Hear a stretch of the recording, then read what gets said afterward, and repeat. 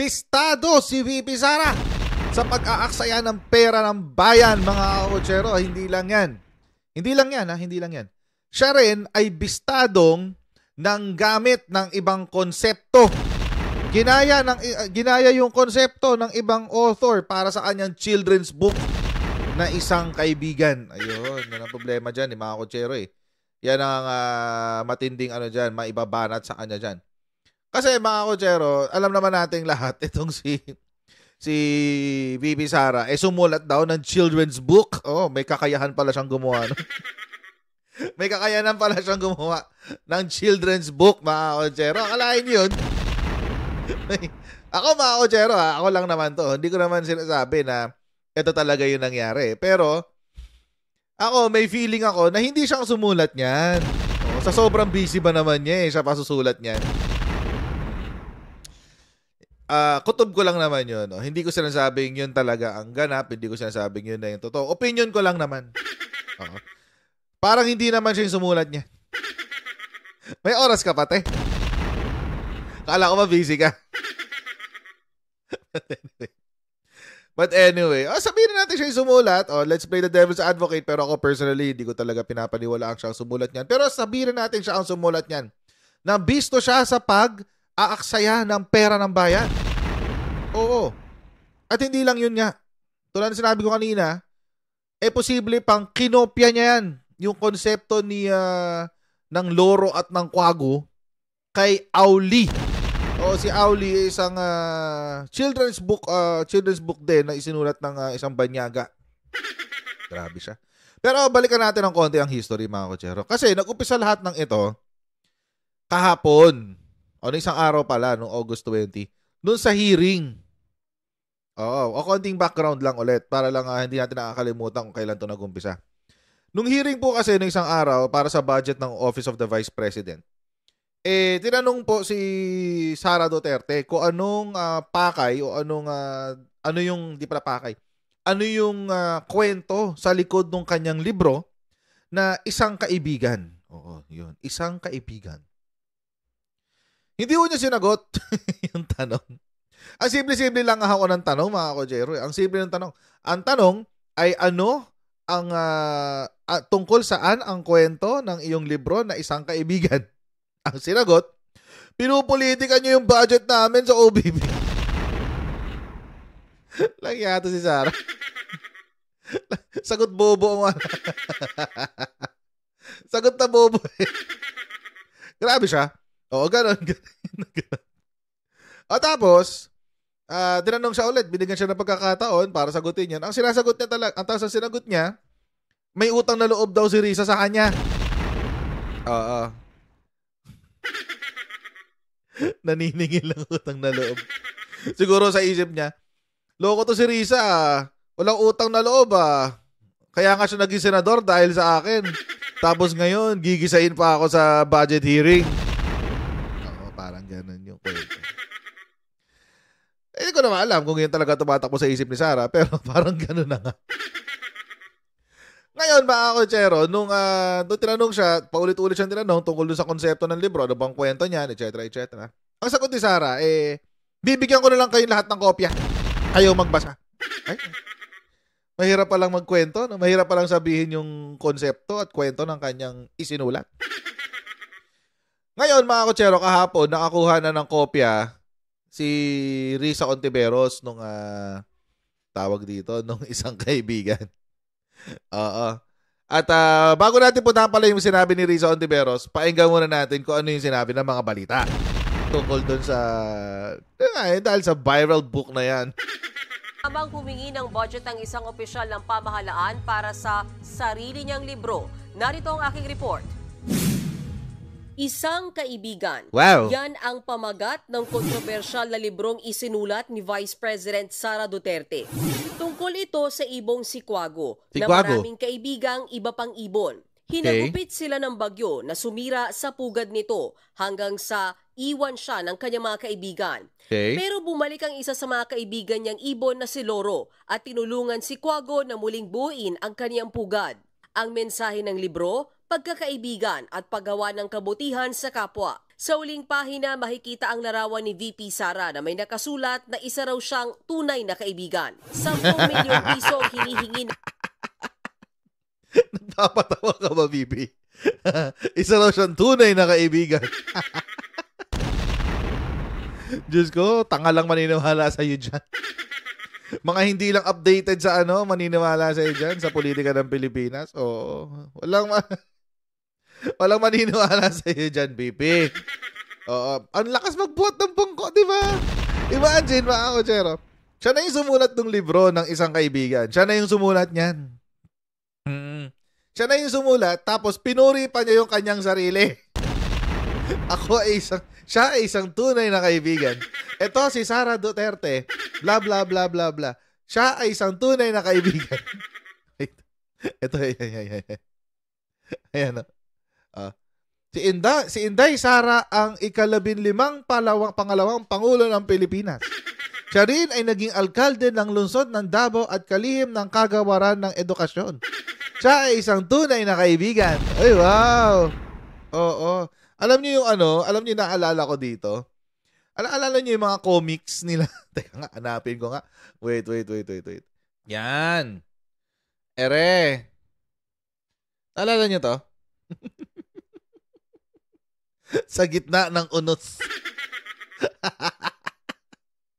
Sa gitna ng unos. Oo, parang ganito yan eh. Parang yung kay yan eh. Parang ganyan yung kay Sara eh. Ganyan. Diba? May mga Tapos, parang may pabuhat bangko. Pabuhat naman dyan. O, diba? Tindi. Parang ganito yan. Sa gitna ng unos. Anyway, tuloy natin. Pahina, makikita ang larawan ni VP Sara na may nakasulat na isa raw siyang tunay na kaibigan. Wow. 10 milyong piso ang hinihingi ng Office of the Vice President para gastusan ang paimigay ng naturang libro sa 1 milyong bata. Bagay na kinwestiyon kahapon ni Senadora Risa Hontiveros. Kanina, nasilip na... Mga kotsero, again, hindi po ako supporter ni Risa Hontiveros. Pero tama po na questionin niya yan. Alam niyo kung bakit? Simple lang po ang logic niyan. Bakit ang sambayan ng Pilipino, ang taxes ng Pilipinas, ang magbabayad sa pagpapalimbag at pamimigay ng libro na personal na isinulat ni Sara Duterte? Diba? Kung gusto niyang gumawa ng libro, gusto niya itong palimbag at gusto niya itong i-publish, ipamigay, personal naman niyang libro yan, personal niyang project yan. Siya ang gumastos. Ginagamit pang palusot ang opisina ng Vice Presidente para gastusan ng kanyang sariling pangangampanya. Campaign material yan eh. Oo. Trapong-trapo. Akala ko ba ang mga Duterte ay hindi trapo na hindi inilalagay ang kanilang mga muka sa mga bagay na pinapamigay nila? Eto, napakalaki. Napakalaki pa. Isang buong picture pa eh. Isang buong page. Kay Sara. Adiri kayo. Tuloy natin. Ng Senadora ang ilang bahagi ng aklat. What do you think about it, ma'am? Nascan ko pa lang eh. Colorful yung illustrations. Tapos, mamaya basahin ko verbatim yung text. Pagilinaw naman ng tagapagsalita ng Office of the Vice President, hindi ibinibenta ang librong Isang Kaibigan ni VP Sara. Gagamitin daw ito ng bise tuwing magkakaroon siya ng storytelling sa mga bata. Gagawin lang doon sa budget ay gagamitin yun para sa pag-imprenta o yung printing lang po talaga ng hard copies ng mga libro. At so, again, gagamitin nyo ang opisina ng Vice Presidente para gastusan ang inyong sariling campaign material.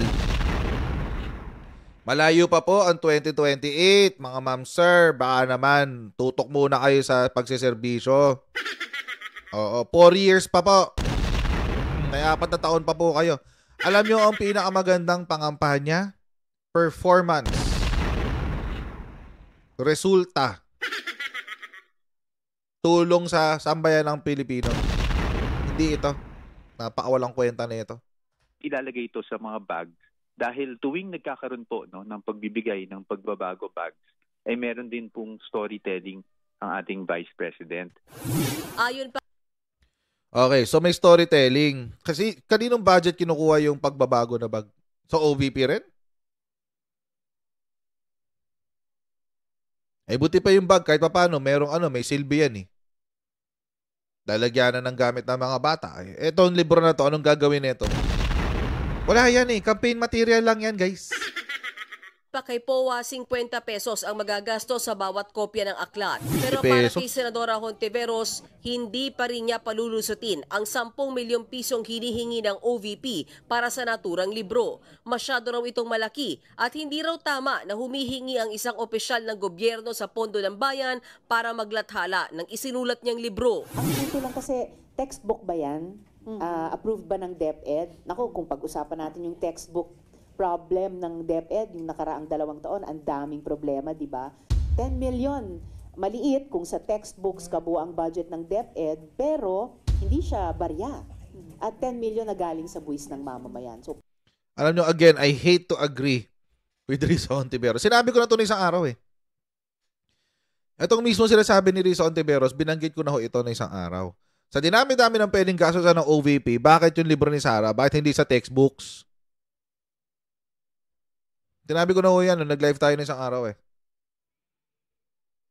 Ang dami-dami niyang pwedeng ipantulong sa mga estudyante, ang naisip niya ay sumulat ng children's book na hindi naman ma-appreciate ng karamihan ng mga estudyante. Ilan lang ba ang mga bata sa populasyon ng ating ng ating mga estudyante? I mean, yung makaka-appreciate niyan, mga 3 to 5 years old. Ilan lang ba? It's very small compared sa mga estudyante na nasa elementary na, nasa high school, nasa kolehiyo. So kung tutuusin mga kotsero, itong libro na to, wala talaga tong silbi at walang kwenta. pera pa rin na hawak ng gobyerno na dapat tanungin ng Kongreso. Sabi naman ni Iloilo 1st District Representative Janet Garin, mas maiging humanap na lang si VP Sara ng ibang gagastos para sa kanyang libro. If it's about showcasing yung mga accomplishments ng ating butihing opisyal, mas maganda niyan humanap na lang ng foundation na mag-sponsor ng libro niya para hindi na maging masalimuot. Samantala, may problema siya doon. Sinong foundation ang baliw na gagawa niya? Sila rin. Sila lang din, guys. Baka si kay OJC, pwede. Ang gawin po ni Sara Duterte, sabihin niya sa pulis kung nasaan si kay Buloy. Kasi may 10 million pesos na reward yon. Sakto, para sa pagpapalimbag ng libro niya. Viral naman ngayon ang librong pinamagatang Auli Just a Little Blue. Tungkol ito sa isang butihing ibon na tumulong na bumuo ng tirahan para sa bago niyang kaibigan. Ang kwentong yan, tila pareho raw sa librong Isang Kaibigan ni VP Sara. Plagiarism! Plagiarism! Grabe, ang pangit naman nun, no? Ginagamit mo yung idea ng iba tapos i-claim mo na sa'yo. Huh? Plagiarist. Plagiarist yarn, VP. Kaugnay niya, naglabas ng pahayag ngayong gabi ang tanggapan ni Vice President Sara Duterte laban sa alegasyong kinopya sa iba ang libro niyang Isang Kaibigan. Iginiit ni VP Sara na hindi na niya kailangang mangopya dahil madali naman daw magsulat ng kwento batay sa sariling karanasan. Wow, expert! Galing daw sa sariling karanasan. Kasi kinukwento na niya, binagyo daw sila eh. Tapos binaha. Oo. Kinukwento na niya yan. Pero ganun kadali. Ay, ibig sabihin, lahat ng children's books, ganun lang kadali sumulat ng libro. Ang hirap-hirap ka sumulat ng libro. Alam niyo mga kotsero, ako, again, duda ako na siya ang sumulat yan. Kung siya man talaga, o di maganda, pero ako duda ako doon. Kasi wala siya, sa sobrang busy niya, marami siyang time. O baka ganun lang. Baka marami siyang time. Oo. Don't forget mga kotsero, isinulat niya itong libro na to nung siya ay DepEd Secretary. Quote-unquote, nung sinulat niya ito, nung siya ay DepEd Secretary. So, ibig sabihin, marami siyang time nung siya ay DepEd Secretary. Bakit marami kang time? Sa dinami-dami ng problema ng DepEd at ang ating educational institutions and educational system, nakuha mo pang sumulat ng children's book? Tamad yan. Tamad na VP yan. Tamad na DepEd Secretary yan. Wala ka talagang kwenta, Sara. Layunin daw ni VP Sara na mahikayat ang mga bata na magbasa at sumulat sa pamamagitan ng kanyang libro. Sabi pa ng vice, hindi ang kanyang libro ang problema ng bayan, kundi ang kahinaan sa pagbabasa ng mga kabataan. O, nasaan ka nung ikaw ay DepEd Secretary? Anong ginawa mo? Wala. Wala naman na pala sa'yo taong bayan eh. Nung ikaw ay DepEd Secretary. Sa huli, may iniwang pasaring si Vice President Duterte. Abangan daw ang isusulat niyang isa pang libro na tungkol naman daw sa pagtataksil ng isang kaibigan. Uy! Spoken like a true traitor. Sabi ni Sara, lahat daw ng isusulat niya galing sa experience eh. So malamang, isusulat niya yung kanyang experience ng pagiging traidor. Isusulat niya yung kanyang experience ng pagiging taksil. Galing sa experience niya yan. Oo, galing sa kanyang experience, guys. Oo, kalmahan lang natin, no, Bibi? Oo. Susulat daw siya ng libro tungkol sa mga taksil na kaibigan. Oo, ikaw rin yun. Kasi di ba sabi mo, from experience mo yung nangyari kay Loro? O di from experience mo rin yung pagtataksil kung paano mo tinaksil, paano mo tinraidor ang iyong mga kaibigan. Ay, ang ganda niyan.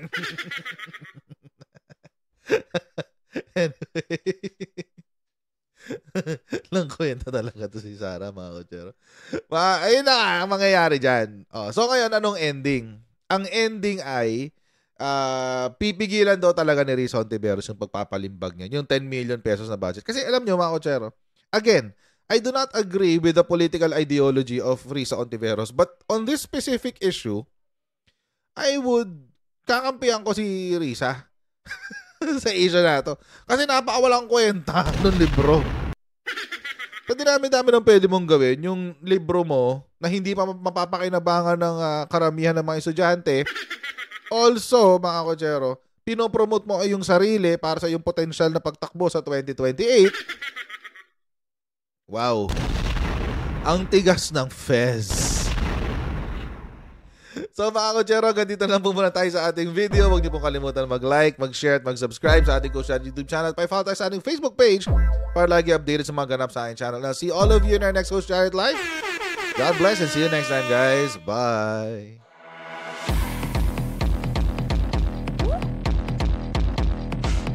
Pag ganun, huwag natin gawing tanga mga Pilipino. Mas maganda kasi nasa lugar ka ng tama kaysa yung pinipilit mo yung pagkakamali.